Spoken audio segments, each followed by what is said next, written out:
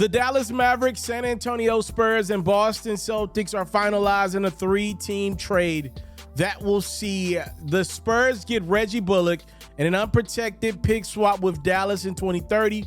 Boston's going to get multiple second-round picks, and the biggest piece to this trade thus far is none other than Dallas getting Grant Williams.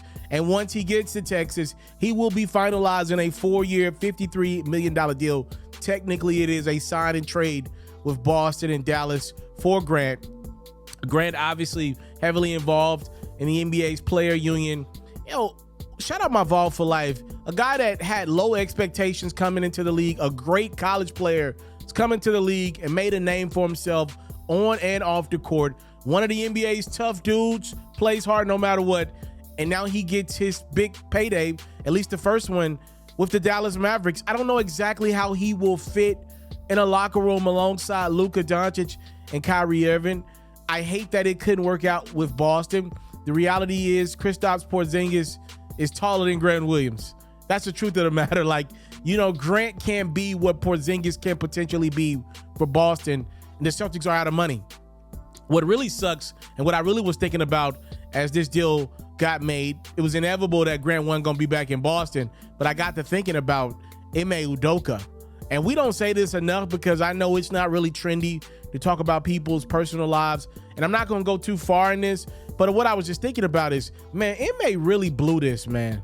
Somebody's got to say the obvious in the room. Ime Udoka really blew this. I don't know exactly what he did. Obviously, a lot of those details about his exit with the Boston Celtics have remained private, but I'm looking at a guy like Grant Williams really succeeded under Ime's tutelage and leadership.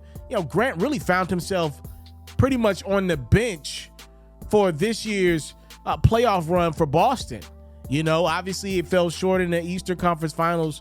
The reality is, Boston's new head coach couldn't figure out ways to use Grant the way their old head coach did. And, seeing Grant leave Boston, a place that I think that fan base would have loved to have somebody like that. It's a high character dude. They would have wanted to have him for his entire career. They just ran out of money. They're about to pay Jason Tatum over $300 million in next year's time. Probably going to pay Jaylen Brown close to $300 million this offseason. They don't have any more money. Atlanta Hawks guard DeJounte Murray is finalizing a 4-year to remain with the squad on a veteran maximum extension of $120 million. This is kind of a shocker. There were reports that DeJounte was being shot by the ATL. When it's all said and done, though, he will return to play alongside Trae Young as the Atlanta Hawks try to rebound from what was an abysmal season overall in 2022-23. The deal does include a player option. And I got to be honest with you, this won't get talked about much, but I'm looking at 4 years for $120, $30 million a season.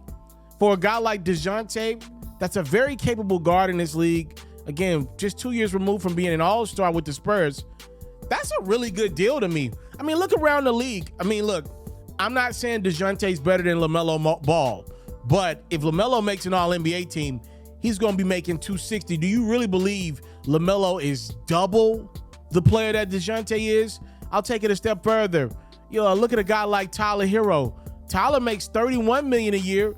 Do you really believe Tyler Herro is better than DeJounte Murray? Is he asked to do more for Miami than what DeJounte will be asked to be for Atlanta? Atlanta needs him to be great.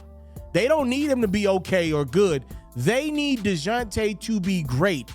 And if you would have asked me a year ago when DeJounte was still in San Antonio, what would his next deal be, considering the fact that he was coming off of that all-star run, I would have thought he would have been right there in the $40, $50 million ball club.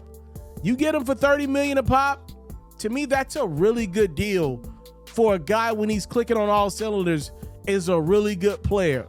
DeJounte returns to Atlanta on a 4-year, $120 million extension. Welcome to NBA offseason 2023. You're in great hands with Hoops FERRO. There's no network behind me. There's no budget behind me. Just straight grind and hoops talk. If you don't want to miss a beat this offseason from trades, free agent signings, and draft talk, make sure you subscribe to this channel. Let's run these numbers up. It's free $99 to show me that you support the grind. Let's go.